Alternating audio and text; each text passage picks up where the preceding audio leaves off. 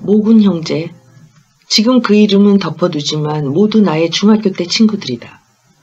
여러 해 서로 떨어져 있는 동안에 점차 소식마저 끊어져 버렸다. 일전에 우연히 그중 한 친구가 중병을 앓는다는 말을 듣고 귀향했던 참에 길을 돌아서 찾아갔더니 한 친구 말에 만나진 못했는데 병을 앓는 것은 그의 아우라고 했다. 일부러 먼 곳에서 병문안을 와주어 고맙지만 그는 이미 완쾌되어 모지에 가서 임관을 기다리는 중이라고 하며 껄껄 웃으면서 일기장 2권을 꺼내 보이고 이것으로 그 무렵의 병상을 잘 알 수 있을 것이니 이것을 옛 친구인 나에게 주겠노라고 말했다. 그것을 가지고 돌아와서 한번 읽어보고 그 병이 피해망상증과 유사한 것임을 알았다. 쓰여 있는 것은 지리멸렬하며 순서도 없고 황당한 이야기뿐이다. 날짜도 쓰여 있지 않다. 다만 먹빛이나 글씨체가 각양각색인 것을 보면 한꺼번에 쓰지 않은 것임을 알 수 있다. 그 중에 간혹 문맥에 연락이 닿는 곳도 있어 여기에 한 편을 뽑아내어 의학자들의 연구 자료로 제공하려 한다. 글 중에 틀린 말을 한자도 정정하지 않았지만 인명은 모두 마을 사람들로 세상에 알려져 있지도 않으며 무슨 장애가 될 일도 없지만 모두 고쳐버렸다. 책 이름은 본인이 완쾌한 후에 스스로 붙인 것이므로 그대로 두었다.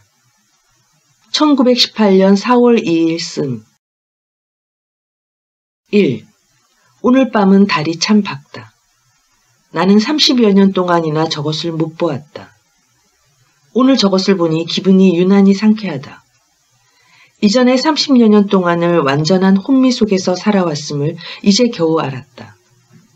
하지만 어디까지나 조심하지 않으면 안 된다. 그렇지 않다면 저 조간의 집게가 왜 나를 자꾸 힐끗힐끗 쳐다보는 것일까? 내가 무서워하는 것도 당연하다. 2. 오늘은 전혀 달이 보이지 않는다. 이젠 안 되겠다고 생각하여 나는 아침에 조심조심 외출했다. 아니나 다를까 조기 영감의 눈초리가 이상하다. 나를 두려워하는 것 같기도 하고 나를 해치려는 것 같기도 하다. 그 밖에도 7, 8명이 모여 서로 얼굴을 맞대고 귀를 바짝 기울이며 나에 대해서 이것저것 비평하고 있었다.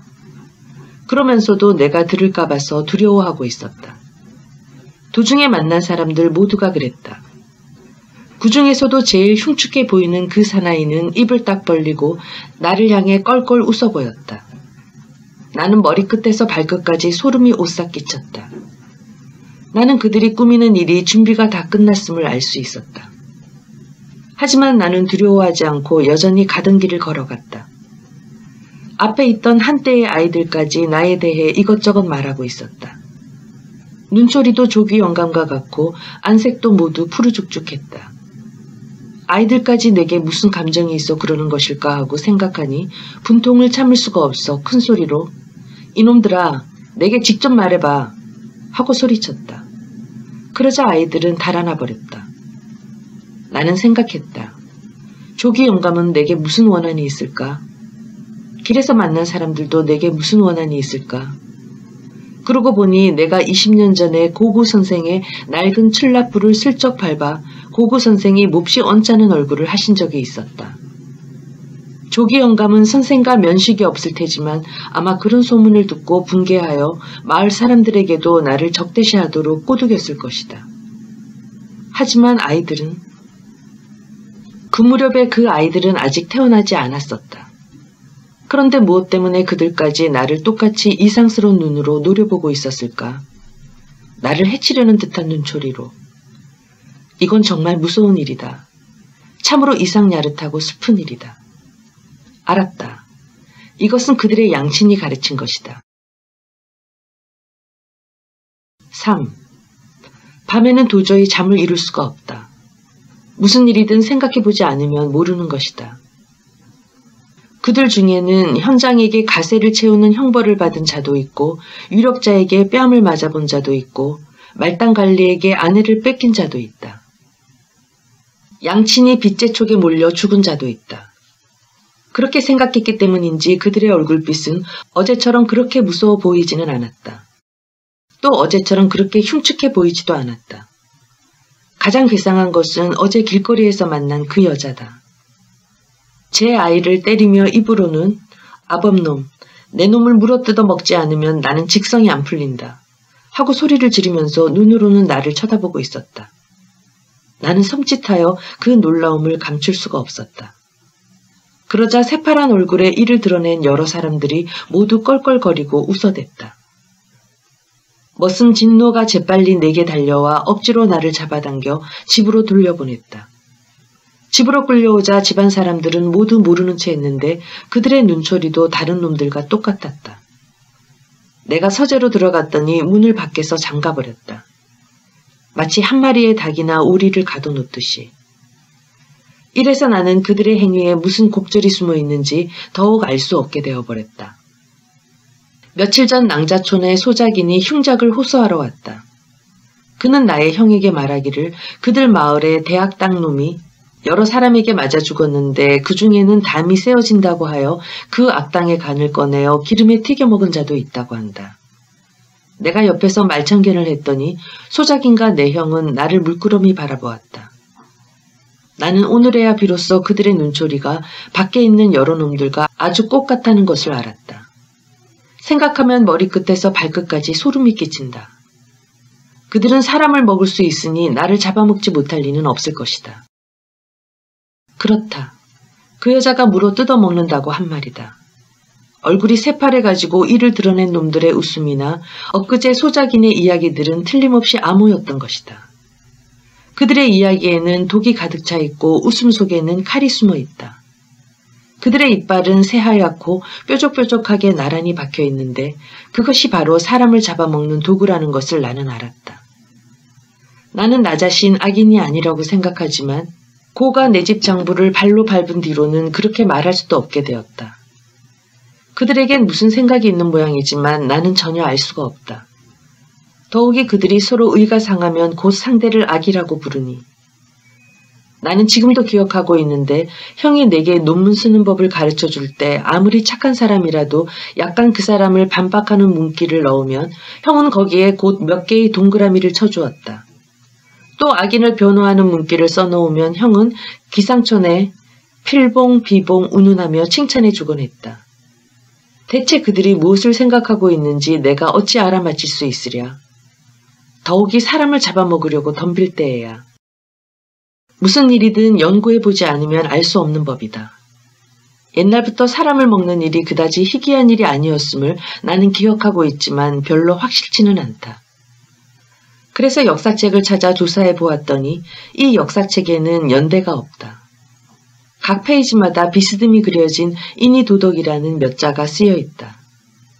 나는 어차피 잠을 잘 수 없기 때문에 밤새도록 자세히 살펴보았다. 그랬더니 글자와 글자 사이에서 겨우 또 다른 글자가 보이기 시작했다. 책의 도처에 식인이라는 두 글자가 씌어져 있었던 것이다.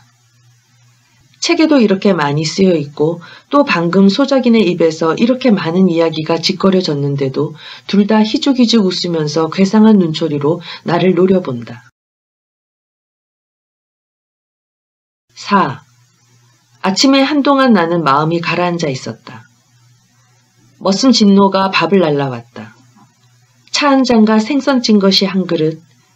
이 생선의 눈깔은 희고도 단단했다. 입을 크게 벌리고 있는 모양이 사람을 잡아먹으려는 그놈들과 흡사했다. 몇 젓가락 먹어봤지만 미끌미끌하여 생선인지 사람인지 분간할 수 없어서 전부 토해버렸다. 너, 내가 하도 갑갑해서 마당을 좀 거닐고 싶으니 형님께 말해주게. 내가 이렇게 말하자 노우는 대답도 하지 않고 나가버렸는데 한참 후에 다시 와서 문을 열어주었다. 나는 꼼짝 않고 그들이 나를 어떻게 처리할 것인가 연구해 보기로 했다. 그들이 나를 절대로 자유롭게 놓아둘 리 없다는 것은 알고 있었다. 아니나 다를까 형은 한 늙은이를 데리고 왔다. 그 늙은이의 눈에는 흉악한 빛이 가득 차 있었는데 내게 들킬까봐 머리를 수그리고 땅을 내려다보면서 안경테 위로 슬쩍 나를 훔쳐봤다. 너 오늘은 꽤 괜찮은 모양이구나 하고 형이 말했다. 내가 그렇습니다. 오늘은 하선생에게 진찰을 부탁드렸다. 그래서 나는 좋습니다 하고 대답했다. 하지만 실은 이 늙은이가 사형집행인이 둔갑한 것이라는 것쯤은 다 알고 있었다. 맥을 본다는 것은 핑계 삼아 살이 쪘는지 말랐는지 살펴보려는 것임에 틀림없다. 그 공로로 자기도 고기 한 덩이를 분배받으려는 것이다. 그러나 나는 태연했다. 사람을 잡아먹지는 않지만 그놈들보다 훨씬 대담한 것이다. 나는 두 주먹을 불쑥 내밀어 그놈이 어떻게 나오는가 보았다. 늙은이는 눈을 감고 앉아서 한참 동안 내 몸을 만지고 또 한참 동안 우두커니 앉아있더니 그 흉측한 눈을 뜨고 이것저것 쓸데없이 걱정하지 말고 며칠 동안 정량하면 곧 완쾌될 겁니다. 하고 말했다. 쓸데없이 걱정하지 말고 며칠 동안 정량하라고? 정량해서 살이 찌면 그놈들은 물론 그만큼 더 먹을 수 있겠지만 내게 무슨 이익이 있으며 대체 무엇이 완쾌란 말인가? 그놈들은 사람을 잡아먹고 싶어 하면서도 수법이 비겁하고 사람 눈을 꺼려 음흉하게 감추려 들기 때문에 결연히 덤벼들지 못한다. 참으로 우스꽝스러운 놈들이다. 나는 더 이상 참을 수가 없어 큰 소리로 웃었더니 기분이 한결 상쾌해졌다. 나의 이 웃음 속에는 용기와 무한한 정의심이 충만해 있다는 것을 나는 알고 있다. 늙은이와 형은 나의 이 용기와 정의심에 억눌려 얼굴빛이 변해버렸다. 하지만 내게 용기가 있으면 있을수록 그들은 더욱더 나를 잡아먹고 싶어한다. 나의 이 용기를 담고 싶은 것일까? 늙은이는 밖으로 나가더니 얼마 가지 않아서 형에게 빨리 먹어야 해요 라고 속삭였다. 형은 머리를 끄덕였다. 아, 형, 당신도 한패였구려. 이 일대 발견은 뜻밖의 일 같지만 사실은 별로 뜻밖의 일도 아니었다. 패거리들을 모아 나를 잡아먹으려는 사람이 바로 내 형인 것이다. 사람을 잡아먹는 것이 내 형이다. 나는 사람을 잡아먹는 사람의 동생인 것이다. 나 자신은 잡아먹힌다. 하지만 사람을 잡아먹는 사람의 동생임에는 변함이 없는 것이다. 5. 요 며칠 동안 한 걸음 물러서서 생각해 보았다. 가령 그 늙은이가 사형집행인이 둔갑한 것이 아니고 진짜 의사라 하더라도 역시 그 늙은이는 사람을 잡아먹는 사람임에는 틀림이 없다. 그들의 으뜸가는 스승 이시진이 만든 본초 무엇무엇이라는 책에는 명백히 사람을 구워 먹을 수 있다고 나와 있다. 그래도 자기는 사람을 잡아먹지 않는다고 말할 수 있을까? 내 형에겐 버젓한 증거가 있다.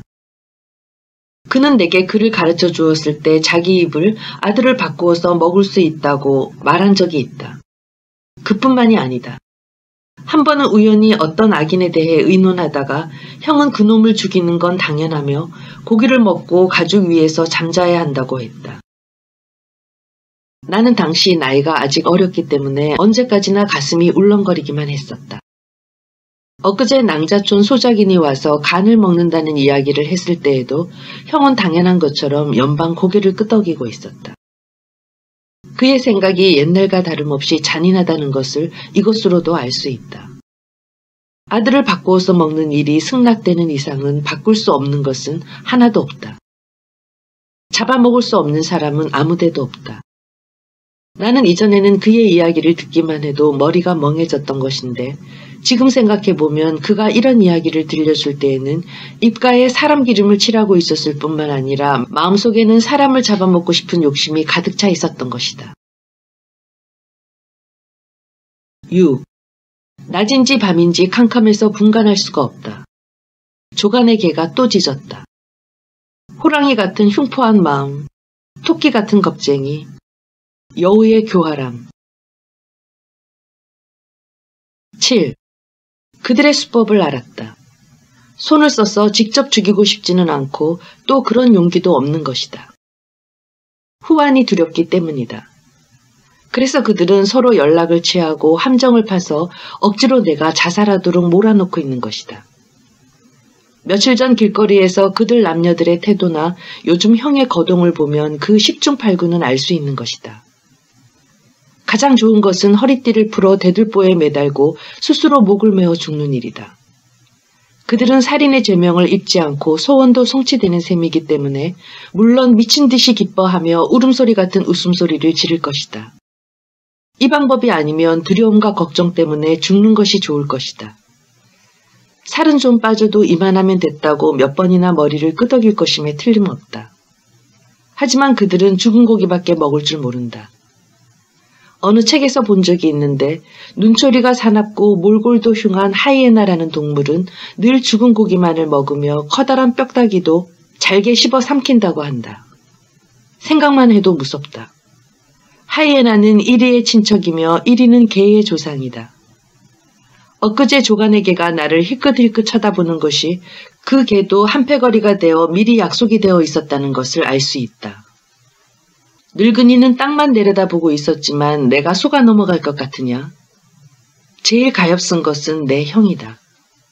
그도 사람인데 어째서 조금 더 무서워하지 않을까? 더구나 한패거리를 모아 나를 잡아먹으려고 하다니 정말 익숙해져서 나쁜 줄 모르는 것일까? 아니면 양심을 잃어버려 나쁜 줄 알면서도 죄를 짓는 것일까? 나는 사람을 잡아먹는 인간을 저주해도 제일 먼저 형부터 시작해야겠다. 사람을 잡아먹는 인간을 뉘우치고 깨닫게 하더라도 제일 먼저 형부터 시작해야겠다.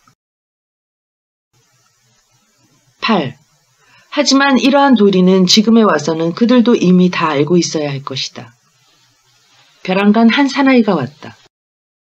나이는 21파. 얼굴은 똑똑히 보이지 않았지만 싱글벙글 웃으면서 나를 보고 머리를 끄덕였다. 그놈의 웃음도 진짜 웃음 같지 않다. 그래서 나는 그에게 사람을 잡아먹는 것이 옳은 일이냐 하고 물었더니 그놈은 여전히 웃으면서 흉작도 아닌데 사람을 잡아먹다니요? 라고 말했다. 나는 바로 깨달았다. 이놈도 한패거리다. 사람고기 먹기를 좋아하는 것이다. 그래서 나는 용기 백배하여 끈질기게 물었다. 옳은 일이냐? 그런 걸 물어 어떻게 하겠다는 거요? 당신은 참 농담을 잘하셔. 오늘은 날씨가 좋지요. 날씨도 좋고 달빛도 좋다. 하지만 나는 내게 물어봐야 한다. 정말 옳으냐? 그는 반대했다. 모호하게 아니라고? 아, 그럼 그놈들은 왜 잡아먹지? 설마 그런 일이? 설마라고? 낭자촌에서는 지금도 잡아먹고 또 책에도 쓰여 있어. 새빨갛고 싱싱하다고. 그는 얼굴빛이 강철처럼 새파랗게 질리더니 눈을 부릅뜨면서 그런 일이 있을지도 모르지요. 그렇지만 그건 새삼스런 일이 아닙니다. 라고 말했다. 새삼스런 일이 아니면 그럼 옳단 말이냐? 나는 당신과 그런 논의를 하고 싶지 않아요. 아무튼 당신은 그런 소리를 하면 못 써요. 그리고 당신이 말하면 그것은 당신 잘못입니다. 내가 펄쩍 뛰며 눈을 부릅뜨자 그 사나이의 모습은 이미 보이지 않았다. 나의 전신은 땀으로 후줄근히 젖어 있었다. 그놈은 내 형보다 훨씬 어리지만 역시 한패거리임에 틀림없었다. 이건 틀림없이 그놈의 양친이 미리 가르쳤을 것이다. 어쩌면 다른 자식들에게도 모두 가르쳐 주었을지도 모른다. 그래서 아이들까지도 나를 흉측스러운 눈초리로 쳐다보는 것이다. 9. 자신은 사람을 잡아먹으려 하면서도 남에게 잡아먹히는 것은 두려운 것이다. 그래서 모두 의심스러운 눈초리로 서로 상대방의 얼굴을 몰래 쳐다보는 것이다. 이런 생각을 버리고 마음 편히 일하고 길을 걷고 식사하며 잠을 자면 얼마나 즐거울까. 그것은 단지 문지방 하나, 고개 하나를 넘어서면 그만인 것이다. 그런데 그들은 부자, 형제, 부부, 친구, 사제, 원수, 그리고 서로 알지도 못하는 사람들이 모두 한패거리가 되어 서로 격려하면서 죽어도 이 한 걸음을 넘어서려 하지 않는 것이다. 10. 아침 일찍 형을 찾아갔다. 그는 안채 방문 밖에서 하늘을 쳐다보고 있었다. 나는 형의 뒤로 걸어가 문을 막고 서서 몹시 침착하고 부드럽게 형에게 말했다. 형님에게 할 얘기가 좀 있는데. 그래, 그럼 말해보렴. 그는 곧 돌아서며 고개를 끄덕였다. 약간 하고 싶은 말이 있는데 말이 잘 안 나오는군요, 형님. 옛날 인간이 야만인이었던 시대에는 아마 모두 사람을 잡아먹었겠죠. 그 후 생각이 바뀌어서 개 중에는 사람을 잡아먹지 않고 서로 사이좋게 지내려고 노력하여 인간으로, 참다운 인간으로 변하는 자도 있을 것이고 또 여전히 사람을 잡아먹고 있는 자도 있겠지요. 마치 벌레도 개중에는 물고기, 새, 원숭이 같은 것으로 점점 변했다가 마침내 인간으로까지 변한 것도 있고 또 사이좋게 지내려 하지 않기 때문에 지금도 벌레인 채로 남아있는 것과 같은 것입니다. 이 사람을 잡아먹는 인간은 사람을 잡아먹지 않는 인간에 비해 얼마나 부끄러운 일이겠어요. 이것은 벌레가 원숭이에 대해 부끄러운 것과는 도저히 비교가 안 될 정도로 부끄러운 일이 아니겠어요. 여가가 제 자식을 삶아서 걸주에게 먹인 것은 먼 옛날 일입니다. 그런데 사실은 방고가 천지를 개벽한 이래 여가의 아들까지 계속 사람을 잡아먹고 여가의 아들로부터 다시 결속하여 서성님까지 잡아먹고 또 낭자촌에서 붙잡힌 사람까지 계속 잡아먹고 있는 실정입니다. 작년에 성안에서 범인이 처형되었을 때에는 폐병을 앓고 있는 환자까지도 그 범인의 피를 만두에 묻혀서 핥았습니다. 그들은 나를 잡아먹으려고 하고 있어요. 형님 한 분만도 나는 힘에 겨웠는데 어쩌자고 또 사람을 잡아먹는 놈들과 한패거리가 되시는 겁니까? 사람을 잡아먹는 놈들은 무슨 일이든 할 수 있습니다. 그놈들은 나를 삶아먹을 수도 있을 것입니다. 아니, 한패거리끼리도 서로 잡아먹을 수 있습니다. 하지만 한 걸음 방향을 바꾸기만 하면, 지금 곧 고치기만 하면 사람들은 모두 평화스럽게 지낼 수 있는 것입니다. 옛날부터 그랬다고는 해도 오늘부터라도 우리는 각별히 사이좋게 될 수 있습니다. 형님, 그런 일은 할 수 없다고 거절하시면 됩니다. 형님, 나는 형님이 그렇게 할 수 있으리라고 믿습니다. 엊그제도 소작인이 연공을 줄여달라고 했을 때 형님은 안 된다고 하시지 않았어요? 처음에 형은 그저 냉소할 뿐이더니 점차 눈초리가 험악해지고 내가 그의 비밀을 들추자 얼굴이 새파랗게 질려버렸다. 문 밖에 서 있는 여러 놈들이 그 속에는 조기 영감과 그의 개도 있었는데 주위를 흘끔흘끔 엿보면서 문 안으로 들어왔다. 얼굴이 잘 보이지 않는 놈도 있었는데 아마 헝겊으로 가린 모양이다. 얼굴이 여전히 새파랗게 질려 이를 드러낸 놈도 있었는데 입을 오므리며 웃고 있었다. 나는 그들이 한패거리로 모두 사람을 잡아먹는 놈들이라는 것을 잘 안다. 하지만 그놈들의 생각이 모두 똑같지 않다는 것도 나는 알고 있었다. 이제 새삼스러운 일이 아니다. 사람을 잡아먹는 것을 당연하다고 여기는 자들이 있는 동시에 또 잡아먹어서는 안 될 줄 알면서도 여전히 사람 고기를 먹고 싶어하고 그러면서도 그것을 남이 명백히 지적할까봐 두려워하고 있는 자들도 있다. 그래서 내 말을 들으면 더욱더 화를 내지만 입을 다물고 냉소하는 수밖에 다른 도리가 없는 것이다. 이때 형은 벼랑간 다들 나가요. 미치광이가 뭐가 재밌어요. 하며 훔축한 얼굴로 큰 소리를 질렀다. 나는 이때 다시금 그들의 교묘한 수법을 알았다. 그들은 나쁜 마음을 고치려 하지 않을 뿐더러 벌써 모든 일을 꾸며놓고 미치광이라는 이름을 준비해 두었다가 내게 뒤집어 씌운 것이다. 이렇게 해두면 뒤에 잡아먹을 때도 아무런 문제도 일어나지 않을 뿐더러 세상 사람들로부터 무리가 아니라고 동정받을 가능성도 있는 것이다. 한 명의 악당을 여럿이서 잡아먹었다고 한 소작인의 이야기도 바로 이 수법이다. 이것은 그들의 상투수단인 것이다. 머슴 진노도 잔뜩 화가 나서 뛰어들어왔다. 하지만 내 입을 어찌 막을 수 있겠는가? 나는 조금도 주저없이 그놈들에게 말해주었다. 너희는 마음을 고쳐야 한다. 진심으로 마음을 고쳐야 해. 이제 머지않아 사람을 먹는 놈들 따위는 이 세상에서 발붙일 수 없게 될 것이다. 너희가 마음을 고치지 않으면 자기 자신도 결국 먹혀버리고 말 것이다. 아무리 많이 낳는다 해도 진짜 사람들은 틀림없이 모두 멸망당하고 말 것이다. 마치 사냥꾼이 이리를 모조리 잡아 죽이듯이. 벌레처럼 말이다. 문 밖에 서 있던 놈들은 모두 진노에게 쫓겨가고 형도 어디론지 가버렸다. 진노는 나를 달래서 방으로 돌려보냈다. 방 안은 캄캄했다. 대들보와 석가래가 내 머리 위에서 떨고 있다. 한참 떨고 있더니 순식간에 커다랗게 되어 내 몸 위에 쌓이고 말았다. 어찌나 무거운지 꼼짝도 할 수가 없다. 나를 죽일 모양이다. 나는 그 무거운 힘이 속임수라는 것을 알기 때문에 호우적거려 빠져나왔지만 온몸이 땀투성이었다. 하지만 나는 끝까지 말해주었다. 너희는 지금 곧 마음을 돌려라. 진심으로 마음을 고쳐라. 이제 머지않아 사람을 잡아먹는 놈들 따위는 이 세상에 살 수 없게 될 것이다. 10일.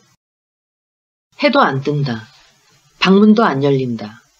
매일매일 2끼 식사. 나는 젓가락을 들면 곧 형을 생각한다. 누이 동생이 죽은 원인도 전적으로 형에게 있다는 것을 알았다. 누이 동생이 죽은 것은 겨우 5살 때였다. 그 귀엽고 예쁘던 모습이 지금도 눈앞에 어른거린다. 어머니는 한없이 우셨다. 형은 울지 마시라고 어머니를 달랬는데 아마도 자기가 누이 동생을 잡아먹었으니까 우시는 것을 보고 좀 안 됐던 모양이다. 만약 지금도 안 됐다는 것을 안다면 누이 동생은 형에게 잡아먹힌 것이다. 어머니가 그걸 알고 계셨는지 모르셨는지 나로서는 알 수가 없다. 하지만 아마 어머니는 알고 계셨으리라고 생각된다. 단지 우실 때 별로 아무 말씀도 안 하신 걸 보면 역시 당연한 일이라고 생각하셨던 모양이다. 내가 너댓 살 때의 일이라고 기억한다. 집 앞에서 바람을 쐬고 있는데 형이 내게 부모님이 병이 드셨을 때에는 자식된 사람은 자신의 살을 한 점 베어내어 그걸 삶아 부모에게 권하는 법이다. 그래야만 훌륭한 사람이라 할 수 있다. 라고 말했다. 옆에서 어머니도 안 된다고는 말씀하시지 않았다. 한 점을 먹을 수 있다면 물론 통째로 먹을 수 있는 것이다. 하지만 그날 어머니가 우시던 일을 생각하면 지금도 정말 가슴이 아프다. 이것은 참으로 기괴하기 짝이 없는 일이다. 12. 이제 생각할 수 없게 되었다. 4000년 이래 항상 사람을 잡아먹어 온 곳, 거기서 나도 오랜 세월을 살아왔다는 것을 오늘 처음 알았다. 마침 형이 집안 가게를 관장할 때 누이 동생은 죽었다. 형이 밥이나 요리 속에 몰래 섞어서 우리에게 먹이지 않았다고도 얘기할 수 없다. 나 역시 나도 모르는 사이에 내 누이의 고기를 몇 점 먹지 않았다고도 할 수 없다. 이번에는 내 차례인 것이다. 4000년 동안 사람을 잡아먹는 이력을 짊어지고 있는 나로서는 처음에 참다운 인간을 만나기가 어렵다는 것을 알 수 없었다. 하지만 이제는 똑똑히 깨달았다. 13. 한 번도 사람을 잡아먹어 본 적이 없는 아이들이 어딘가에 아직 있을지도 모른다. 아이들을 구하라.